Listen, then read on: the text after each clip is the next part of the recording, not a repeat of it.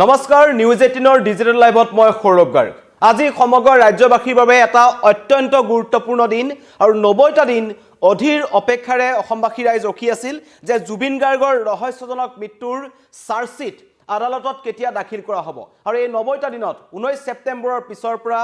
আজিলৈকে এই মুহূৰ্তলৈকে প্ৰত্যেকজন অসমবাসীয়ে জানিবলৈ বিচাৰি আছে যে জুবিন গাৰ্গৰ মৃত্যু কেনেকৈ হ'ল আৰু এই সমগ্ৰ গোটেই ঘটনাটোৰ তদন্তৰ কাৰণে এসআইটি গঠন কৰা হৈছিল আৰু এসআইটিয়ে এটা উচ্চ পৰ্যায়ৰ তদন্ত কৰিছো বুলি কৈছে পানী নখৰকা এখন চাৰ্জশিট তেওঁলোকে দাখিল কৰিব শক্তিশালী তেওঁলোকে এখন চাৰ্জশিট দাখিল কৰিব য'ত কোনো অভিযুক্ত হাৰি যাব নোৱাৰিব 8 ডিসেম্বৰ প্ৰথমতে এটা ডেট দিন দিয়া হৈছিল আৰু পিছুৱাব লগা হ'ল পোষ্টমেলনৰ সংবিধান অনুষ্ঠান আছিল 9 তাৰিখে নোৱাৰিলে 10 তাৰিখে নোৱাৰিলে আৰু শেষত এসডিজিপিয়ে এটা দিন ধৰি দিছিল যে 12 ডিসেম্বৰত চাৰ্জশিট দাখিল কৰা হ'ব 7000 পৃষ্ঠাৰ চাৰ্জশিট দাখিল কৰা হ'ব 3500 নথিপত্ৰ তাত সংলগ্ন থাকিব য'ত সিংগাপুৰত জুবিন গাৰ্গৰ হোৱা মৰণোত্তৰ পৰীক্ষাৰ প্ৰতিবেদন লগতে জিএমচিএইচত হোৱা মৰণোত্তৰ পৰীক্ষাৰ প্ৰতিবেদন তাত সন্নিবিষ্ট হৈ থাকিব আৰু এইটো দিনৰ 11টা বজাত আজি দাখিল কৰা হ'ব আৰু সমগ্ৰ ৰাজ্যবাসীয়ে জানিব পাৰিব যে জুবিন গাৰ্গৰ কি পৰিস্থিতিত মৃত্যু হ'ল আৰু যিসকলৰ নাম খাঙুৰ খাইছিলে শ্যামকানু মহন্ত সন্দীপন গাৰ্গ সিদ্ধাৰ্থ শৰ্মা অমিতপ্ৰভা মহন্ত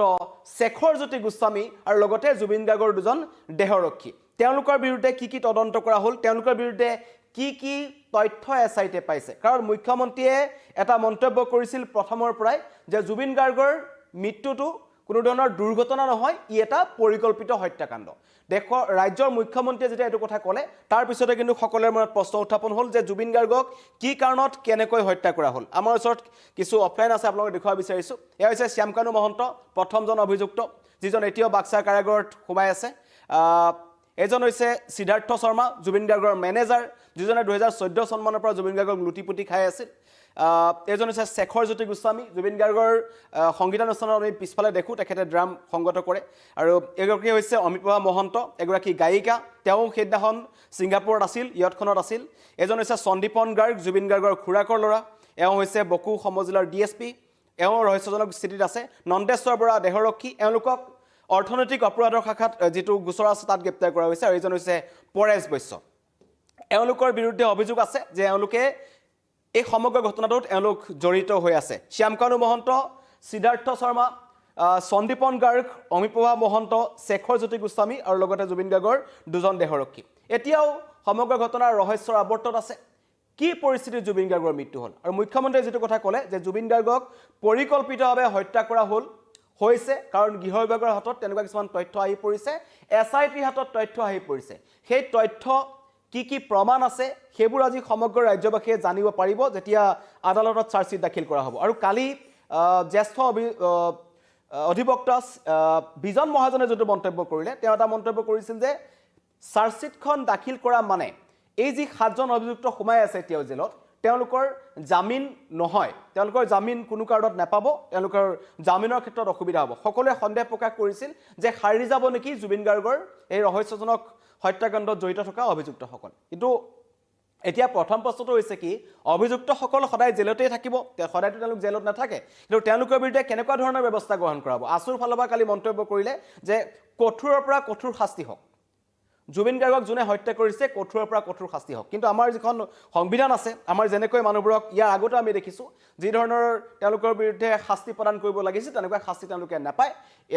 উচ্চতম ন্যায়ালয়ৰ পিছত তেওঁলোকে উচ্চতম ন্যায়ালয়ত তেওঁলোকে দ্বাৰস্থ হ'ব পাৰে এটা দীঘলীয়া প্ৰক্ৰিয়া আছে আইনী প্ৰক্ৰিয়া আছে তেনেকুৱা আইনী প্ৰক্ৰিয়ালৈ যদি গুচি যায় কাৰণ ইতিমধ্যেই 90টা দিন অতিক্ৰম কৰিছে 90টা দিনে সমগ্ৰ ৰাজ্যবাসী এটা কথা সুধি আছিল সকলোৱে লিখি আছিল #justice4Jubin Garg যে জুবিন গাৰ্গৰ কেনেকৈ মৃত্যু হ'ল আৰু যদি মুখ্যমন্ত্ৰীয়ে কোৱাৰ দৰে জুবিন গাৰ্গক হত্যা কৰা হ'ল তো কিয় হত্যা কৰা হ'ল কোনে হত্যা কৰা হ'ল আৰু এটাকে ডাঙৰ কথা এই শ্যামকানু মহন্ত সিদ্ধাৰ্থ শৰ্মা অমিতপ্ৰভা মহন্ত শেখৰ জ্যোতি গোস্বামী সন্দীপন গাৰ্গৰ নিচিনা মানুহে জুবিন গাৰ্গক জানো হত্যা কৰিব পাৰে বা তেওঁলোকৰ এইটো জানো খা আছে নে ইয়াত ডাঙৰ মানুহ জড়িত হৈ আছে বহুত উচ্চ পৰ্যায়ৰ মানুহ জড়িত হৈ আছে সেয়াও তদন্তত পোহৰলৈ আহিব এসআইটিয়ে যেটো কথা কৈছে যে আমাৰ ওচৰত যথেষ্ট লিংক আছে 250 জনৰ লোকক হুধা পোছা কৰিছিল তেওঁলোকে আৰু লগতে গৰিমা শইকীয়া গাৰ্গৰ মন্তব্য লোৱা হ'ল তেওঁলোকৰ পৰিয়ালৰ লোকৰ মন্তব্য লোৱা হ'ল জুবিন গাৰ্গৰ লগত থকা প্ৰত্যেকজন ব্যক্তিৰ মন্তব্য গ্ৰহণ কৰা হৈছে কিন্তু কথাটো হ'ল যে সিংগাপুৰত জুবিন গাৰ্গক টকাৰ কাৰণে হত্যা কৰা হ'ল নেকি সেইটো এটা ডাঙৰ কথা সেয়া সকলো ইয়াত ওলাব কাৰণ 19 ছেপ্টেম্বৰত অঘটনটো ঘটিছিল 21 ছেপ্টেম্বৰত জুবিন গাৰ্গৰ নশ্বৰ দেহ স্বগৃহলৈ অনা হ'ল আৰু 23 ছেপ্টেম্বৰত সোণাপুৰত জুবিন ক্ষেত্ৰ যিটো এতিয়া আছে পবিত্ৰ জুবিন ক্ষেত্ৰ হৈছে তাত শেষকৃত্য সম্পন্ন কৰা হৈছিল আৰু তেতিয়াৰ পৰাই লাহে লাহে ৰাজ্যত যেতিয়া তীব্ৰ প্ৰতিক্ৰিয়াৰ সৃষ্টি হ'ল মুখ্যমন্ত্ৰীৰ নিৰ্দেশত CIDৰ SDGP মুন্না প্ৰসাদ গুপ্তাৰ নেতৃত্বত 9জনীয়া SRT দল গঠন কৰা হৈছিল আৰু এই SRT দলটো ছিংগাপুৰলৈ গৈছিল এমাহৰ পিছত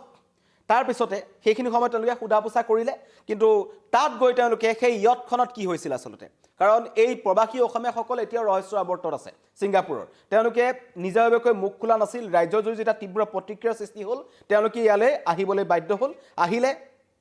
অহাৰ পিছতো তেওঁলোকৰ কথাবোৰ চালে বেৰে কোবাই তেওঁলোকে ক'বলৈ আৰম্ভ কৰিলে অন্য নালাগে জুবিন গাৰ্গৰ লগত থকা জুবিন গাৰ্গৰ ভাতৃ সন্দীপন গাৰ্গ জুবিন গাৰ্গৰ মেনেজাৰ সিদ্ধাৰ্থ শৰ্মা শ্যামকানু মহন্ত কোনোৱে প্ৰকৃত কথাটো ক'বলৈ তেওঁলোকে খা নকৰিলে মানে ছিংগাপুৰত জুবিন গাৰ্গৰ লগত যে এটা কিবা বেয়া ঘটিছিল সেইটো কথা সকলোৱে সহজে অনুমান কৰিব পাৰি আৰু জুবিন গাৰ্গৰ মৃত্যুৰ খবৰটো বহু পলমকৈ অসমবাসীক দিয়াৰ অভিযোগ এটা উত্থাপন হৈছে সেইটো কিমান সঁচা সেইবোৰ কিমান মিছা সকলোৰে কাৰণে আজি এই চাৰ্জশ্বিটখন অত্যন্ত গুৰুত্বপূৰ্ণ হ'ব ৭,০০০ পৃষ্ঠাৰ এখন চাৰ্জশ্বিট তেওঁলোকে দাখিল কৰিব ইতিমধ্যেই আমি নিউজ 18 অসম নৰ্থ ইষ্টৰ ফালৰ পৰা প্ৰতিটো মুহূৰ্তৰ খবৰ আপোনালোকক জনাই আছো আৰু মুখ্যমন্ত্ৰীয়েও কালি ক'লে যে এতিয়া আৰক্ষীৰ কাম শেষ এতিয়া ন্যায়ালয়ৰ কাম আৰম্ভ হ'ব ন্যায়ালয়ে তেওঁলোকে ন্যায় প্ৰদানৰ যিটো প্ৰক্ৰিয়া আছে সেই প্ৰক্ৰিয়া তেওঁলোকে আৰম্ভ কৰিব কিন্তু মানুহৰ মনত এটা সন্দেহ আছে যে ৩৫০০ নথি সন্নিবিষ্ট যিখন চাৰ্জশ্বিট তেওঁলোকে দাখিল কৰিব এই চাৰ্জশ্বিটখনত এওঁলোকৰ বিৰুদ্ধে কি তথ্য প্ৰমাণ পোৱা গৈছে কাৰণ মুখ্যমন্ত্ৰীয়ে যেটো কথা ক'লে যে জুবিন গাৰ্গক হত্যা কৰা হ'ল জুবিন গাৰ্গক হত্যা কিয় কৰা হ'ল বুলি যদি প্ৰথমতে মানুহৰ মনত প্ৰশ্ন উঠিব তেতিয়া এটাই কথা যে জুবিন গাৰ্গক টকাৰ কাৰণে জুবিন গাৰ্গক হত্যা কৰা হ'ল নেকি কাৰণ হেউতিয়া কিছুমান ইন্টাৰভিউ দেখিছো য'ত জুবিন গাৰ্গে কিছুমান মন্তব্য কৰিছিল যে মোৰ ঘৰ বনাবলৈ টকা নাই যথেষ্ট তেখেত আবেগিক হৈ আছিল জুবিন গাৰ্গ আৰু অকলশৰীয়াতে অনুভৱ কৰিছিল জুবিন গাৰ্গে গম পাইছিল নেকি যে তেওঁৰ বিৰুদ্ধে এটা ষড়যন্ত্ৰ ৰচনা কৰা হৈছে কাৰণ মুখ্যমন্ত্ৰীয়ে যেটো কথা ক'লে যে কোভিডৰ সময়ৰ পৰাই জুবিন গাৰ্গক হত্যা কৰা এটা ষড়যন্ত্ৰ ৰচি আছিল আৰু তাত তেওঁলোক অন্য কোনো নহয় তেওঁৰ আশে-পাশে থকা একাংশ মানুহে তাত আছে আৰু শেহতীয়াকৈ জুবিন গাৰ্গৰ ভগ্নী ডক্টৰ পালনী বৰঠাকুৰে যিবোৰ মন্তব্য কৰিছে তাত তেওঁ কিন্তু এটা স্পষ্ট কৰি দিছে যে যাক আটাইতকৈ বেছি বিশ্বাস কৰা হৈছিল যি জুবিন গাৰ্গৰ সুহাত স্বৰূপ আছিল যি সিদ্ধাৰ্থ শৰ্মা হওক সন্দীপন গাৰ্গ হওক শ্যামকানু মহন্ত হওক এওঁলোক আছিল জুবিন গাৰ্গৰ অতি ঘনিষ্ঠ ব্যক্তি জুবিন গাৰ্গক সততে তেওঁলোকে ব্যৱহাৰ কৰিছিল জুবিন গাৰ্গৰ আশে-পাশে থকা সকলৰ বিষয়ত তেওঁলোকৰ কথা ক'ব লাগিব এই সকল লোকেই জুবিন গাৰ্গক নি পৰিকল্পিতভাৱে ছিংগাপুৰত হত্যা কৰিলে এই কথা তেওঁলোকৰ পৰিয়ালৰ ফালৰ পৰা অভিযোগ উত্থাপন কৰিছে বাৰে বাৰে লিখি আছে জুবিন গাৰ্গৰ ভগ্নী ডক্টৰ পালনী বৰঠাকুৰে গৰিমা শইকীয়া গাৰ্গৰ ন্যায় বিচাৰি হাহাকাৰ কৰি আছে পিতৃ কপিল বৰঠাকুৰো এই এটা 90 দিনীয়া এটা যি দুখ যন্ত্ৰণা বুকুত লৈ তেওঁ এতিয়াও জীয়াই আছে আৰু এই সময়খিনিত সকলোৱে এটা কথাই বিচাৰিছে যে জুবিন গাৰ্গে ন্যায় পাবই লাগিব সেইকাৰণে আজি 11 বজাত অত্যন্ত এটা গুৰুত্বপূৰ্ণ সময় সমগ্ৰ ৰাজ্যবাসীৰ কাৰণে কাৰণ সকলোৱে এই দিনটো মনত ৰাখি থৈছে যে জুবিন গাৰ্গৰ ৰহস্যজনক মৃত্যুৰ কাৰণটো যে জুবিন গাৰ্গ নামৰ মানুহজন কেনেকৈ নাইকিয়া হৈ গ'ল সেই কথাটো জানিবৰ কাৰণে আমি 90 দিন অপেক্ষা কৰিব লগা হ'ল আৰু 90টা দিনৰ অন্তত আজি সকলো স্পষ্ট হ'ব বুলি সকলোৱে আশা কৰিছে আৰু এতিয়াও দেখিছো যে মোৰ এই লাইভটোত যথেষ্ট সংখ্যক লোকে #JusticeForJubin Garg লিখি আছে যিখন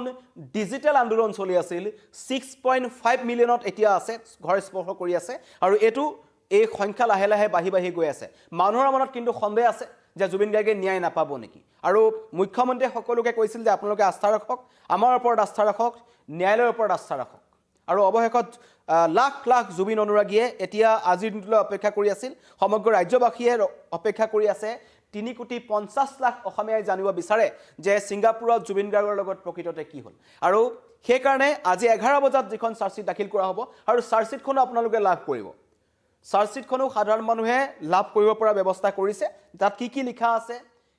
বিশেষকৈ মৰণোত্তৰ পৰীক্ষাৰ প্ৰতিবেদন অত্যন্ত গুৰুত্বপূৰ্ণ হ'ব কাৰণ জুবিন গাৰ্গৰ নশ্বৰ দেহৰ দুবাৰ মৰণোত্তৰ পৰীক্ষা সম্পন্ন কৰা হ'ল ছিংগাপুৰত যেতিয়া কৰা হৈছিল অসমৰ মানুহে ক'লে যে নহয় ছিংগাপুৰত কৰিলে আমি বিশ্বাস নকৰো অসমতো কৰিব লাগিব আৰু মুখ্যমন্ত্ৰীয়ে বিচৰা নাছিল তেওঁ নিজে কৈছে যে জুবিন গাৰ্গৰ নশ্বৰ দেহটো মই বেছিকৈ কথা চিঙা কৰা বিচৰা নাছিলো কিন্তু তাৰ পাছতো ৰাইজৰ বিপুল দাবীত GMCHত জুবিন গাৰ্গৰ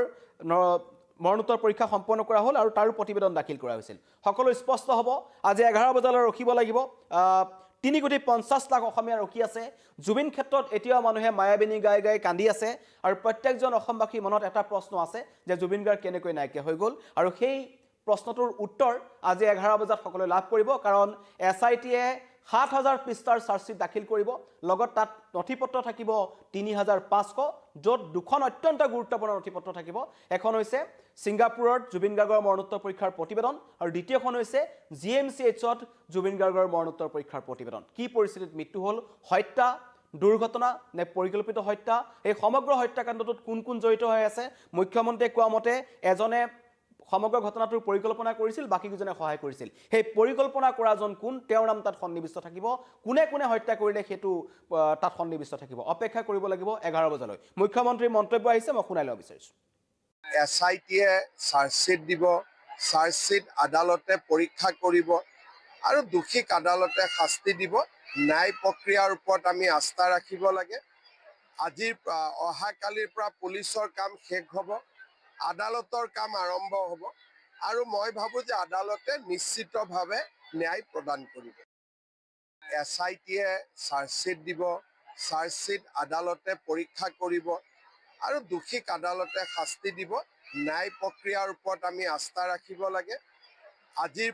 অহা কালিৰ পৰা পুলিচৰ কাম শেষ হ'ব আদালতৰ কাম আৰম্ভ হ'ব আৰু মই ভাবো এতিয়া সকলোৱে এই অভিযুক্তসকলৰ বিশেষকৈ দুজন দেহৰক্ষীক বাদ দি কাৰণ তেওঁলোকৰ গোচৰটো বেলেগ তেওঁলোকে অৰ্থনৈতিক গোচৰ তেওঁলোক সন্নিবিষ্ট হৈছে নন্দেশ্বৰ বৰা আৰু পৰেশ বৈশ্য কিন্তু বাকী কেইজনৰ ফাঁচি দাবী কৰে ইয়াত মানুহে লিখি আছে যে জুবিন গাৰ্গৰ হত্যাকাৰীক ফাঁচি দিব লাগে এয়া হৈছে ৰাইজৰ দাবী কিন্তু আজি 11 বজালৈ অপেক্ষা কৰিব লাগিব SITয়ে অভিযোগনামা কামৰূপ মুখ্য ন্যায়াধীশৰ যি আদালত আছে তাত দাখিল কৰিব